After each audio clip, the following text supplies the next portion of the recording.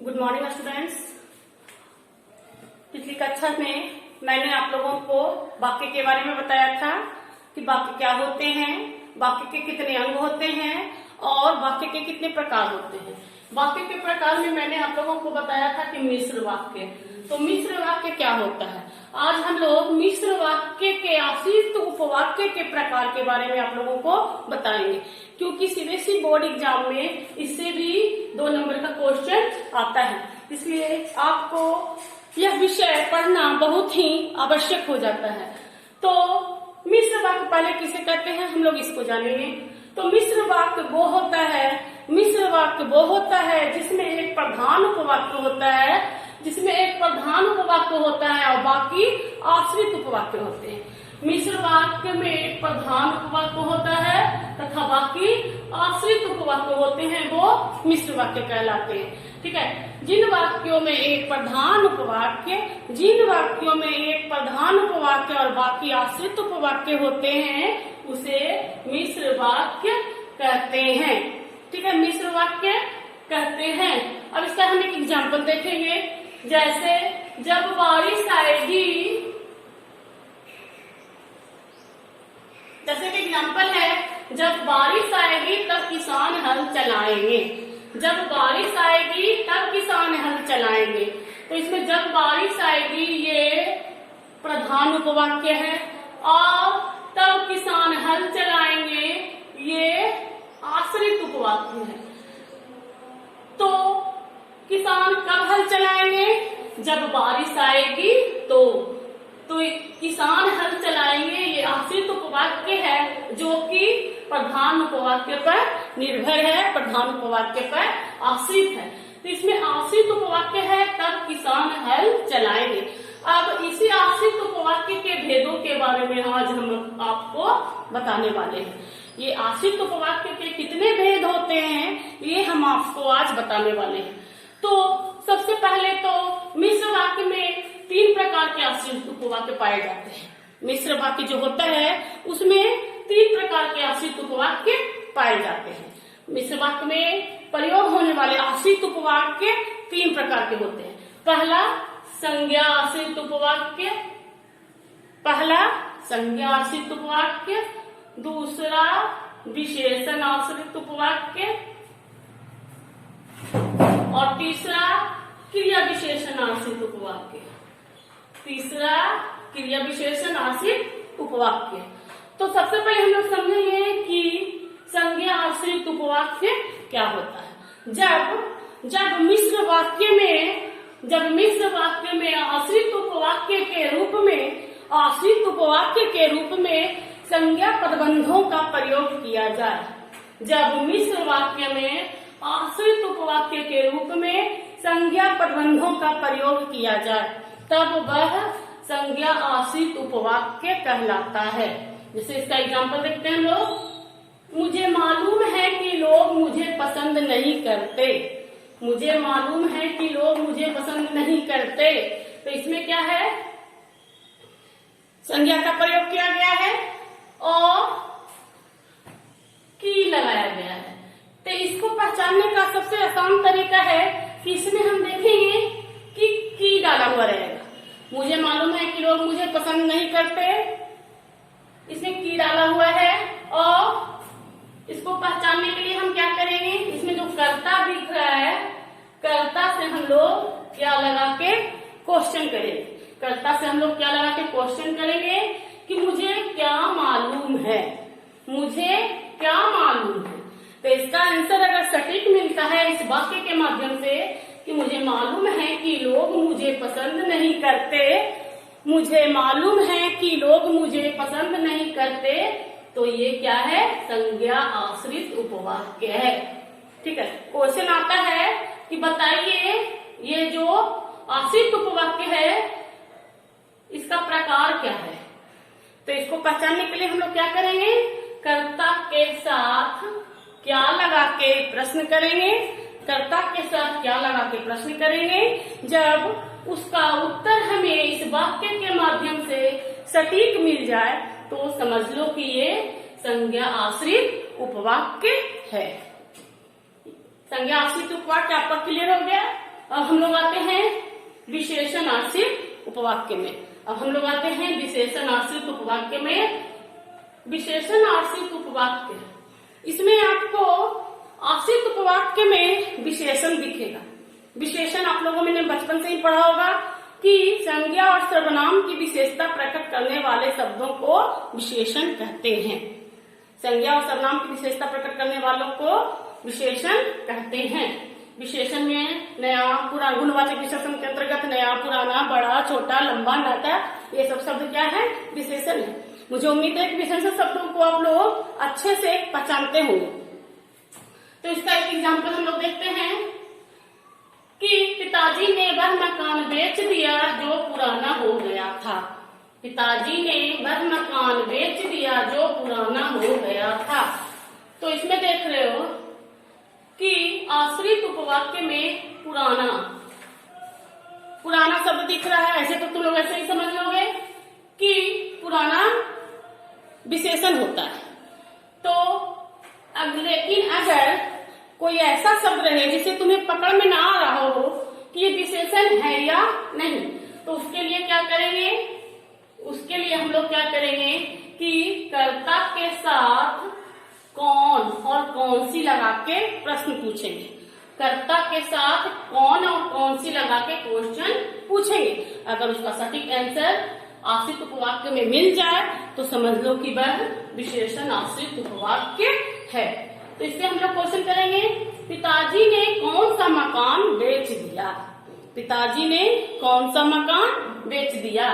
तो इसका आंसर हम लोगों को क्या मिला कि पिताजी ने वह मकान बेच दिया। पिताजी ने वह मकान बेच दिया जो पुराना हो गया था। तो इस प्रकार देख रहे हैं कि इस वाक्य में कौन सा कौन सी लगा के क्वेश्चन करते हैं तो उसका सटीक आंसर मिल जाता है। तो इसका मतलब कि इसमें प्रयोग होने वाला आश्रित उपवाक्य विशेषण आश्रित उपवाक्य है। विशेषण आश्रित उपवाक्य है। एक और एग्जाम्पल इसका देखते हैं। मेरी वह वाली कमीज फट गई। मेरी वह वाली कमीज फट गई जो भाई साहब ने अमेरिका से लाई थी। मेरी वह वाली कमीज फट गई जो भाई साहब अमेरिका से लाए थे। इसमें भी क्या करेंगे हम लोग? मेरी के साथ कौन सी या कौन लगाकर क्वेश्चन करेंगे। तो मेरी कौन सी कमीज फट गई? मेरी कौन सी कमीज फट गई? तो मेरी वह वाली कमीज फट गई। तो इसमें भी देख रहे हैं कि इस प्रश्न का उत्तर, एक सटीक उत्तर हमें इस वाक्य के माध्यम से मिल रहा है। इसका मतलब है कि इसमें प्रयोग होने वाला आश्रित उपवाक्य विशेषण आश्रित उपवाक्य के अंतर्गत आता है। अब हम लोग देखेंगे इसके तीसरे प्रकार को, क्रिया विशेषण। क्रिया विशेषण आश्रित उपवाक्य। क्रिया विशेषण आश्रित उपवाक्य में क्रिया विशेषण पदबंधों का प्रयोग किया जाता है। क्रिया विशेषण पदबंधों का प्रयोग किया जाता है। अब आप लोग क्रिया विशेषण के बारे में थोड़ा सा जान लें। क्रिया विशेषण क्या होता है? तो क्रिया की विशेषता प्रकट करने वालों को क्रिया विशेषण कहते हैं। जैसे हवा धीरे धीरे चलती है, जैसे हवा धीरे धीरे चलती है। तो इसमें क्रिया की विशेषता क्या है? हवा कैसे चल रही है? तो धीरे धीरे चल रही है। तो ये क्रिया विशेषण है। और क्रिया विशेषण 4 प्रकार के होते हैं। क्रिया विशेषण 4 प्रकार के होते हैं। स्थानवाचक क्रिया विशेषण, कालवाचक क्रिया विशेषण, परिमाणवाचक क्रिया विशेषण और रीतिवाचक क्रिया विशेषण। क्रिया के स्थान के बारे में बताने वाले क्रिया विशेषण को स्थानवाचक क्रिया विशेषण कहते हैं। क्रिया के ढंग के बारे में क्रिया किस प्रकार हो रही है बताने वाले शब्दों को रीतिवाचक क्रिया विशेषण कहते हैं। और क्रिया की मात्रा के बारे में बताने वाले शब्दों को परिमाणवाचक क्रिया विशेषण कहते हैं। और क्रिया कहाँ संपादित हो रही है उस स्थान को बताने वाले शब्दों को परिमाणवाचक क्रिया विशेषण कहते हैं।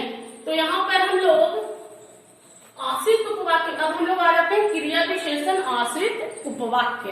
क्रिया विशेषण की जानकारी मैंने पहले आप लोगों को थोड़ी सी इसलिए दे दी ताकि इसको आप लोग अच्छे से समझ सके। तो क्रिया विशेषण आश्रित हम लोग देखेंगे कि जो आश्रित उपवाक्य है उसमें क्रिया विशेषण शब्द का प्रयोग किया हुआ रहेगा। क्रिया विशेषण शब्द का प्रयोग किया हुआ रहेगा, उससे पता चलेगा कि यह क्रिया विशेषण आश्रित उपबंध है या नहीं। इसके लिए पहले आप लोगों को क्रिया विशेषण की जानकारी होनी बहुत आवश्यक है। तो यहाँ पर एक एग्जाम्पल मैंने लिया, कल मैंने इतना खाया जितना कोई नहीं खा सकता। कल मैंने इतना खाया जितना कोई नहीं खा सकता। तो इस वाक्य को देखने से आपको ये पता चलता है जितना कोई नहीं खा सकता कि यह मात्रा बता रहा है, यह खाने की मात्रा को इंगित कर रहा है। इसका मतलब ये क्रिया विशेषण आश्रित उपवाक्य के अंतर्गत आता है। इस प्रकार से हमने लोगों ने ये जान लिया कि मिश्र वाक्य में आश्रित उपवाक्य कितने प्रकार के होते हैं और कैसे हम उसको पहचानेंगे। ठीक है, विशेष जानकारी मैं अगले वीडियो में दूंगी इसके बारे में। ठीक है, धन्यवाद। अब मैं आपको मिश्रित वाक्यों का संयुक्त वाक्यों में रूपांतरण सिखाऊंगी। इसके पहले मैंने सिखाया सरल वाक्यों का संयुक्त वाक्यों में रूपांतरण। तो इसके लिए क्या करेंगे, सबसे पहले समझेंगे कि मिश्रित वाक्य क्या होता है। मिश्रित वाक्य वह वाक्य होता है जिसमें एक प्रधान उपवाक्य होता है और एक आश्रित उपवाक्य होता है। और संयुक्त वाक्य वो होता है जिसमें कि दो छोटे छोटे, दो या दो से अधिक छोटे छोटे वाक्यों को, उपवाक्यों को आपस में योजकों द्वारा जोड़ा जाता है। तो यहाँ पर एक मिश्रित वाक्य दिया हुआ है, जैसे ही चोर घर में घुसे पुलिस आ गई। जैसे ही चोर घर में घुसे पुलिस आ गई। तो इसमें ये है जैसे ही चोर घर में घुसे, ये है प्रधान उपवाक्य, और पुलिस आ गई ये है प्रधान उपवाक्य, और पुलिस आ गई ये है आश्रित उपवाक्य। तो प्रधान उपवाक्य, आश्रित उपवाक्य, तो आश्रित उपवाक्य प्रधान उपवाक्य पर आश्रित रहता है। यानी कि पुलिस क्यों आई, जैसे ही चोर घर में घुसी इसलिए पुलिस आ गई। अब इसको क्या करेंगे, कन्वर्ट करने के लिए, बदलने के लिए, कि वाक्यों में बदलते समय, वाक्यों को बदलते समय मिश्र वाक्य के आश्रित उपवाक्य को मिश्र वाक्य के आश्रित उपवाक्य को, ये आश्रित उपवाक्य हो गया, मिश्र वाक्य के आश्रित उपवाक्य को स्वतंत्र उपवाक्य में बदल देंगे। इसको स्वतंत्र उपवाक्य में बदल देंगे, अर्थात कि इसको तोड़ के दो छोटे छोटे वाक्यों में बदल देंगे और बीच में एक योजक चिन्ह डाल देंगे। तो ये हो जाएगा संयुक्त वाक्य।